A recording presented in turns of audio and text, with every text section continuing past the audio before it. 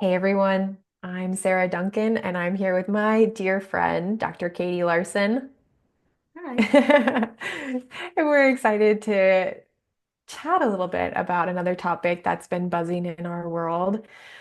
Katie and I are both hypnotherapists, and we're also friends with each other. We're also each other's clients, and we often get jazzed up on different topics that are really interesting to us. And because our conversations are so fun and exciting and insightful to us, we want to share them with you all. So today, we wanted to chat a little bit about something that has really validated a lot of our work, which is it validated and added to, I would say, a lot of Yeah. our work, which is the telepathy tapes, which if you haven't listened to the telepathy tapes podcast, it's a podcast by Ky Dickens, and it looks into the lives and the research behind telepathy and the lives of especially children and people with autism who are non-speakers predominantly, who use a method of typing to communicate. And these people are often and have been often basically not recognized for their Yeah. true intelligence and their true capability, especially because historically they haven't been able to verbally communicate. They oftentimes don't have good connection to their bodies. And only more recently, with typing to communicate and other methods like that, have they been able to really get their voices heard. And so, if you haven't heard that podcast yet, I definitely encourage you to check it out because it is just fascinating. But one reason why we're really interested in it is because of the insights that have come out of the non-speakers who have come forward and said, what's really going on in their systems. And one thing that is very apparent in these tests is that they are, many of them are very clearly telepathic. They can read thoughts, they can communicate telepathically with people in their lives as well as with each other. And not only that, but they can communicate across large distances, across countries, across the world, and even communicate with spirits, with their uh, Yeah. people, Passed loved away. ones who Passed have away. passed on. They can communicate with spirit guides and people that they call gods.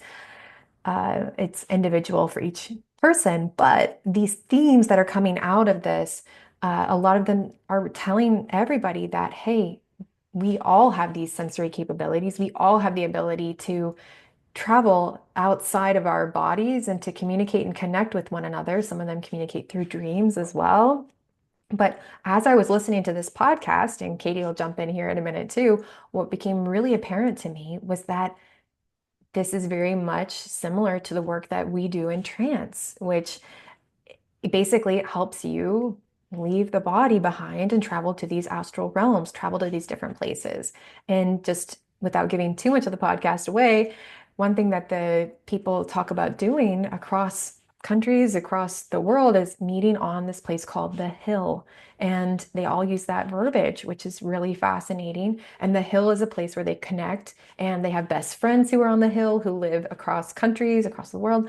And they socialize there and they spend time there. And people who are also not on the spectrum, who are speakers, have actually traveled there as well, sometimes in dreams or with some aid of their connection to a non-speaker.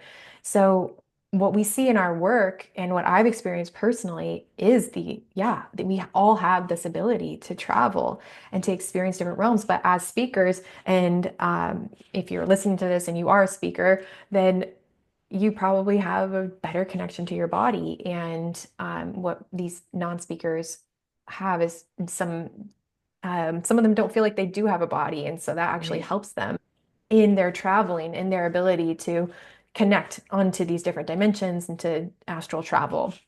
Right. But all of this was just like mind-blowing to me to see it in a very common and talked about place because it Mhm. really validates, I think, the work of hypnotherapy, which I said is getting people into that trance state and letting them get into that place where they can connect with their spirit guides. They can connect with their spiritual gifts and like unlock people those who through have passed hypnotherapy. away. Yeah. And I remember Absolutely. you and me, like if anybody goes back to like the first one of these that we recorded, that's like more of an hour long, you and me are we discussed like what are we tapping into? Like what is this? Because I think our definition of it changes every day. And I remember like the longer we the beginning of our career when we were going in every day to somebody's trance state, I remember being like, ooh, there's like stuff in common. Like sometimes people go to places that like it's the same, and like I thought that was weird. Like for one of the ones that like my clients go to sometimes like has a lot of like Greco-Roman architecture. And Yeah. I was like, that's interesting. And like I remember like there was like three clients in a row and they all were going to like the same place. And I was like, that's interesting. And then I remember reading a book about the Monroe Institute and how they have all these different like levels of like out of body experiences and like where you can go. And there was like a stage where at some point like you get good enough at leaving your body, like everybody meets in this one place. And it describes something exactly like the hill, where like you can go and find other people that are also out of their body at that time. And like you can have a whole conversation and then like go back and then validate that whatever you're talking about in that place is real, which is what they do in the telepathy tapes, right? So there's a bonus episode that you and I were talking about right before we started to record, where a speaker, so like not a non-verbal person, but someone like you and I who can speak, goes to the hill kind of like accidentally. Like he tried to get there, but he like, he hadn't ever been there before. And they like engaged with him and they had conversations with him. And then the next day, like the people that were there like reported what the conversations were to him and his research team. And it was like, oh my gosh, okay, so there's something going on here. And I have a feeling I want at some point you and me to share personal stories, whether it's like something that you did with a client or something that you've done yourself that validates that there's something else going on. We're all in a shared consciousness. We can go in and out of that shared consciousness. You can learn you can accidentally tap into it, but you can purposely tap into it. And here are some examples of times that we've done that, because I think that you and I both have like, dude, listen to this type stories. And I bet that it could really complement these telepathy tapes really well. Mhm. Yeah, absolutely. And I want to tie into my background also in shamanic journeying because I Yeah. think shamanism is also tapping into the same thing there. Shamans are known for communicating through their dreams and communicating in the same way, where shamans that live on different sides of the rainforest, let's say, they Right. can cross ways and meet in the same place at the right time because they are able to communicate like that. I mean, it's well documented that tribes have been doing this for however long. And Right.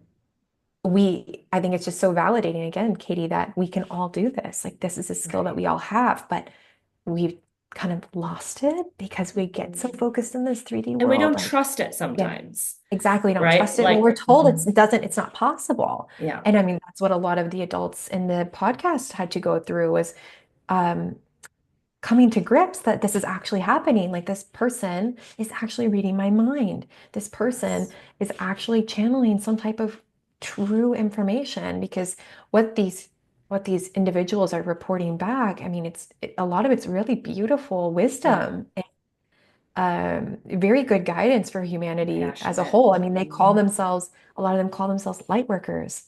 Yeah. And like the Uh, next version of humanity, right? They're like, we're kind of yeah. like the next version. We're human 2.0. Like you're coming into this direction. And I feel like so many of the things we've read. So like I love the Law of One. We love Dolores Cannon. I loved like Paul Selig's work. So it's like all these things that are channeled basically. Yeah. It's saying this. It's like, okay, we're all moving forward to this a little bit higher level human, that's like all of the boundaries around us are kind of slowly disappearing. And so we're more aware of each other. We're more able to communicate in like these ways, which is weird at first and annoying sometimes, but also really powerful if we can like harness it, right? Mhm. I have a really interesting example of when I started Yeah, let's realizing. bring on some examples. I'd Okay. love to hear your stories. I want to hear some of yours too. Okay. So, 10 or 15 years ago now, I took a course to help like strengthen my intuition. And one of the days, like, and okay, I knew I had good intuition because I would often have little premonitions of things, or I could kind of like read the room really well, but I never knew like how well I could do it. And so that's why I went into a course. And so I remember I was partnered with somebody. And the teacher's like, okay, read them. And I was like, you don't know what to fucking say. And I said, and I like focused really hard. And I said, oh God, this is so bizarre, but here's what I'm seeing. I was like, I see you running through the subway. You dropped all of your things. And now I see you in a swimsuit on the beach. And I'm tasting, and this is the weirdest part. I was tasting, not seeing, tasting olives. Now, tell me if you're just like a normal, regular person, you're not going to tell somebody that. That's a weird thing to know about somebody. But she started crying and she said, oh my God, yesterday I was late for work and I was running through the subway and I said the subway station because we lived in the same city. I was like, you were running through Central. And she's like, I was running through Central and I dropped all my stuff. I picked it up, but then I had a terrible day the whole rest of the day. So I went home and I booked a vacation for the south of France to be on the beach. And the whole time I was doing it, I was eating a jar of olives. What? What? And it's like, I would have never have said that out loud to a normal person if I wasn't put in that context of like, read that person. And I'm like, right. And it's like, that's the first time I started believing, like, okay, Katie, you've got this.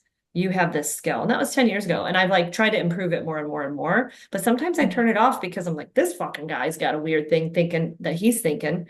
And it's like, you don't want that, you know? Sometimes you have to turn it off.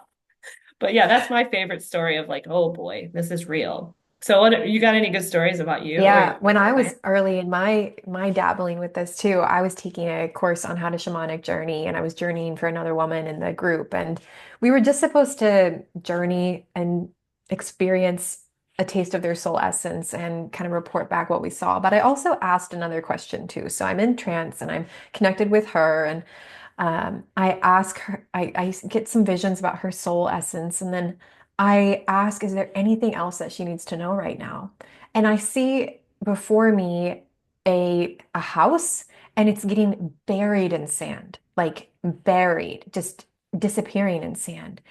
And I don't know what that was about, but when I got back out of my trance with her, I tell her what I saw. And she said, my late husband has a beach house and there's renters in it. They haven't paid their rent. It's gone into disarray. I know it's an asset. I've been neglecting it because I'm so depressed. I need to look after that beach house. And I was Yeah. like, wow, I can do Thank God you something said something, right? right. Because that's it. Because how did you trust yourself? You're just like, oh, It got a was the little same as sand, you, you know? Katie. I was like, got nothing here to lose. Yeah. And so when the pressure's off, you're able to tap in. You're able to like Yeah. connect with that person and see something. And in her psyche, I'm sure she felt the burden of that house and that literal beach house getting buried in sand is what I saw. Yes. So relaying that to her kind of gave her a kick in the butt. Like, I got to take care of that house. And you get confidence in your own capabilities at that point because of the validation. And I think we talked last time in our long podcast, we had a little podcast, you and me, about how sometimes when we do these soul contract sessions with people and they're like bringing in another person's energy, they're connecting and like all the time. But so I like doing the soul contracts like this. I say, okay, the following people are in the room, and I'll just say like five names, and then I'll say, who wants to come forward first? And then like you just know, like they're like, oh, that's my uncle, or like that's my brother, and they just know because it's an energy thing. And when you're connecting with their energy, it's like you're immediately like plugged in together and you're like passing this information almost telepathically with your energy. And that's why it's so cool when later things change between the people because you're like in the moment, because sometimes I'll say like, okay, do a soul contract, and let's just say they're fighting with their husband, okay? And then they have a connection with their husband in trance, and the husband's energy says a sentence of like, you're not giving me enough, blah, blah, blah. And then the person's energy says, well, you're not doing enough for me, that's blah, blah, blah. And then they work it out in this ethereal realm, and I have them fix the problem, like, okay, turn down a knob that's like, your level of pessimism or like your level of judgment or whatever, like they're complaining about, and they'll like turn down the knob. And then they'll call me like a week or two later and they're like, you're not even going to believe this, but like my relationship has improved significantly. I haven't even told my husband that I did a session. So like there is something happening on this ethereal realm with what we do. And I love when somebody kind of validates something that you're like, there's no way that this is actually like going to work. And it not only works, but like it'll be validated by the person that wasn't even in the room. That was the energy that came through. Hmm. Absolutely. And I know that you've had some really interesting sessions with people's energies coming through, especially loved ones who have passed away. Passed You away. want to highlight any specific session that's coming to mind where someone was able to connect with a loved one and get some peace from that? That is something that I never expected would be so successful. And I try not to advertise it too much because I don't want people to like only come in and like hope for that and then maybe that doesn't happen. But every time I've done it, it has worked. And I think Mhm. what happens is you're okay, like because you know me and you, like we get really nerdy about the mechanism here. Like I get really nerdy about like, I think it has something to do with the frequency that your brain is at, like, and we talk about it like consciously. It seems like the spirits are on a very high frequency. And Mhm. because we're in these meat sacks, we're in a very low frequency. And so when we're in trance, our consciousness goes up to a very high frequency. And then the spirit brings itself down a little bit and it meets in the middle. At least that's what they tell us. Is that kind of what Mm, you've experienced too? That they're like meeting in yeah, the middle, like it frequency makes wise. perfect sense to me that to some Yeah. extent you meet in a certain place, And they where the they can frequency can stay there share. for a while, but it seems Yeah, like they can't stay for a long time and we can't yeah. stay for a long time. It's So it's kind of temporary. it's like a temporary thing of like we both come up and down and we meet and then we can chat about it. But yes, I have had a lot of passed away parents have come through. I just had some really close person in my life whose husband passed away and we brought him in and he was there and what's so interesting and I love is their personality really fills the room. And I know the husband that just came through for mine, like he was bald when he passed away, but every single time that this husband has come in, he always has hair. And he looks at me because I can kind of like see him in my mind's eye, and he like puts his hand through his hair and he's like, "You like that? You like that hair?" And so it's like Right. I'm witnessing it too. That's what's so strange is that it's not like that for everybody. But I remember, I think I told you in the last one, like I had on one client whose father came through and he had a blue baseball cap and he smelled like Yeah. cigarettes. And she's like, And yes, as hypnotherapists, you and I both experienced that, where we're like the fly on the you had that. wall. Yeah, I Yeah, get the you've had same that. thing. Yeah, every time. How about And this? I so, want to ask you about this because yeah, in the telepathy tapes, they talk about astral travel. yeah. Have you ever astral traveled? And I have. I want to tell my story next, but have you ever astral traveled? Do you have any experiences about that that you want to share? Um, I will say I've astral traveled in a sense that I traveled and I went to my guides and I was asking for guidance. I remember a time when I was making a big purchase on a new camper, and I was actually planning at the time to live in my camper van and do all of that, which is another time in my life. But Writing I'll it tell down that we're going to that have story. another podcast episode on that part of your life. Yeah, I was asking, please, can you just tell me, give me a clue as to this camper van, which one it's going to be, what it's going to look like, something. Because I had been shopping and I was getting really overwhelmed. And I was I kind of traveled into a scene where I could see the van in a like warehouse space because it was in storage at the time. And I saw a mountain logo on the back. And then I came out on my journey, and half an hour later, my dad calls, maybe even less time. My dad calls and he says, honey, I have a friend from work who's selling his trailer or his camper. It's currently in storage. But this is the make and model. Let me know if you're interested in it. I look it up, and it's the exact van that I saw with the same mountain logos and everything. And I was like, that's my van. And it was my van for like 2 weeks. And then I found out I was pregnant and I sold it because But yeah, it so was the right van. That was the my one. guides didn't tell me that I wasn't going to live in that van, or You that had to be more camper. specific with your question. Yeah. We But always say they that. were correct that I did buy it and it was mine for a little while. So, Unreal. And it was just yeah. like that. Yes. Yeah, it was just like that, the mountain logo and everything. So, very cool. But how about you? What was your I story, love your that. astral Mine, traveling? I will share really quickly because the ending is more interesting than the way I got there. But I was learning how to astral travel again about 10 to, I went through this a lot 10 to 15 years ago. I think it was like circa 2015, 2016, and I was really into this stuff. And it was like a guided astral travel meditation. And it's like go somewhere that you've never been, but you always wanted to go. So I went to Iceland and I was just like, brought myself to Iceland and I'm flying around above everything and it's like guiding you to do different things. And so I'm doing different things. And then it said, now do something tangible in the environment that if you ever were to visit that place, that you could prove that you were there. And so I was on a like a rocky beach and I left a heart-shaped rock on the beach. It had like moss and cliffs and all that kind of stuff around it. And I was just like, yeah, whatever. I was just playing along. And then I come out and I do my life and whatever. And then about 9 to 12 months later, I had an opportunity to go to Iceland, like out of nowhere. There was like a wedding in the UK, and then there was a layover in Iceland that you could take 4 days layover. And I was like, oh my God, yes, I'll do that. Go to Iceland. So the very first night we're there, we are in a camper van. Wouldn't it be funny if it was the same one? It's like, and it had the same thing that yours had. But we're in a camper van and they have a cool law there that you can park wherever you want.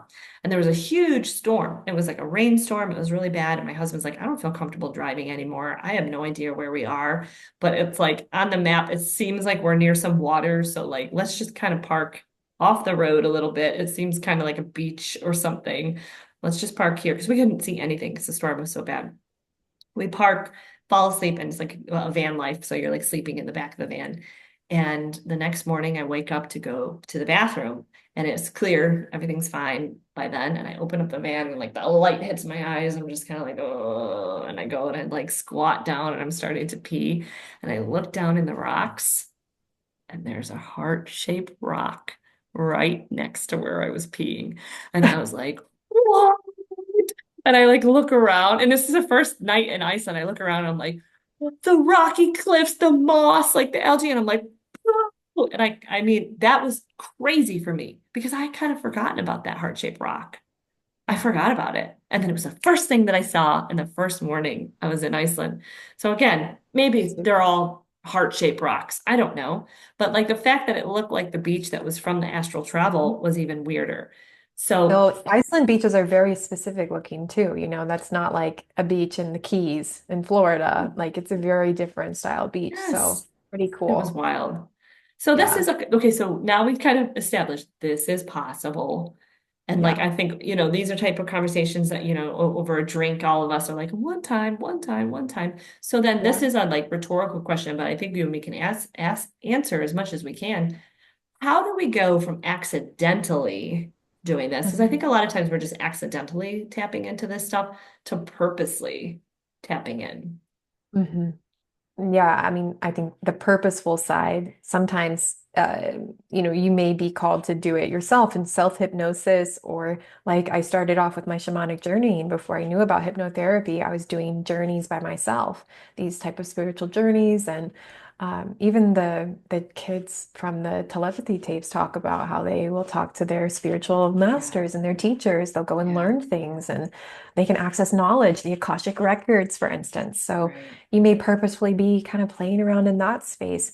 But I think what a lot of people also can use is a little bit of guidance in these areas, because traveling can be a little bit disorienting, and it can also feel like, is this real? Am I really here? Am I really sensing right. this? And You so doubt it working with sometimes, even though it's therapists, very real. exactly. I mean, your mind just questions it, because it's different from when you're in your body, focused on your body. Um, what can really help a lot of people is to work with a guide. And in this case, the guide would be a hypnotherapist, for instance, that can Yeah. help bring you into a trance and kind of help you describe what you're seeing, what you're hearing. A lot of times, people also may be journeying on their own, but they don't remember everything that they're receiving. And so, when you're working with a Yes. hypnotherapist, you're talking the whole time. If your guide tells you something or you get some type of interesting download from higher consciousness, you get to say exactly what it is, and it's going to be Yes. recorded. You get to Yeah, listen because to how it. many times have you done it on your own and you're like, oh, Yeah, I I was like, think oh, I that was learned amazing. And something. then I'm Yeah. what was that again? Like Yeah. sometimes it kind of can go in one ear out the other The if you listen a narration lot. for people helps a ton, and myself included, the narration of what you're doing. Yes. Yeah. And a skilled hypnotherapist can also help ground you in that area. So maybe you travel on your own. It's a little fuzzy, a little uncertain around the areas, but when you're working with a hypnotherapist, they can help you become more grounded in your astral traveling. You're right. So, I find get that grounded because, into a form or into your what you're seeing yes, truly. because when you're in it, don't you sometimes, when you don't have a hypnotherapist guiding you, don't you like to just kind of jump from one thing to the next thing Oh to the yeah. next thing? Right. Oh But yeah. I like it when you go with me and you're like, no, no, no, no, no. Stay Slow there it for a down. sec. Stay there. What's around the corner? What's in that tree? Go up that tree. And I'll be like, okay. And then I'll go up the tree and I'm like, oh my God, there's like, remember a couple weeks ago, I had like a flying dragon. I was like, there's a dragon up here. And it's like, I wouldn't have seen the dragon if you hadn't taken me, right? So it's like we also guide in a way that might be beneficial for the journey versus like when you're alone, you can kind of just get lost in like the awe of it because it can be quite Yeah. awe-inspiring. It can. And, there's no wrong way to do it. But I do think that it's just a different experience when you have a guide with you who's kind of helping you along the way in terms of deepening the experience, helping kind of guide the experience. I mean, another thing that can happen is, you may astral travel and you may kind of bump into different type of beings that maybe you don't want to be bumping into. And working with a guide can also help you, meaning a hypnotherapist or a shaman or something like that, can also help you navigate the different planes and the energies and verify, is this actually an energy I want to listen to? Or Yeah, maybe is it some type of, because there's trickster shadow, energies. a trickster, exactly, kind of like a jokester, someone who's kind of there to mess with you. Yeah, And, with my clients, I always set the intention that same. as we journey, we're only available and open to the most highest energy that is there for our benefit. And Yeah, we don't have that issue. But traveling alone, sometimes you never know what you could bump into out there. yeah. And I find that was really interesting in the telepathy tapes. They have a discussion in the bonus material that again we're really plugging this telepathy tapes podcast. Like, well, it's Ky Dickens, right? Her Yeah, surname is Ky Dickens. Yeah, Dickens. she's Mhm. great. And in the bonus episode, one of these speakers goes to the hill, and he's like, "Oh, I'm really nervous. Like, I want to protect the hill. Like, I don't want people to be able to get to the hill that like shouldn't be here." And they had like a representative of all the voices on the hill say, oh no, we have nothing can penetrate this sacred space. Like this sacred space is more safe for all of us. We're more worried about you. Like we're more worried about you, like going back to where you're from. Like this space, though, is like safe and sacred. And I find that's really interesting because there are places that you can like journey when we've done it with hypnotherapy that really do feel like that. They feel safe and sacred and holy. Oh yeah. And I feel like that in my Akashic records, in my Akashic realm. Like I have a library. I think that you and I have chatted about that before. I feel amazing in that library. I always feel really safe. And whenever I'm really stressed, I go up to the library and I have these five guides. And I think yours is a campfire, right? Is that what you're saying? You have like a campfire of guides. Like I know you have had it in the past. Like you have a campfire of Yeah. guides, and I have a library. And there's five different ones. And one of them will like comb my hair and she'll be like, it's okay, honey. It's okay. And it's Yeah. like the only place in my life that I feel safe is this little realm, but it's the same every single time I go there. So it's like, what is that? My imagination can't change it. It's always the same. No matter if I try to like Totally. alter it, it's always the same. So it feels very real when I'm Yeah. there. I've got a few places like that too. One of my favorites is this hot spring underground. It's like in this cave, but the water is really warm. And there's a feminine, like grandmother, like guide there who is always just ready to chat with me. And I just soak in that warm water and like the stress just melts away. I should actually go there soon. It's been Yeah. a while. Maybe we go call up our guides. Yo, meet you at the meet you at the hot springs. See you at the library.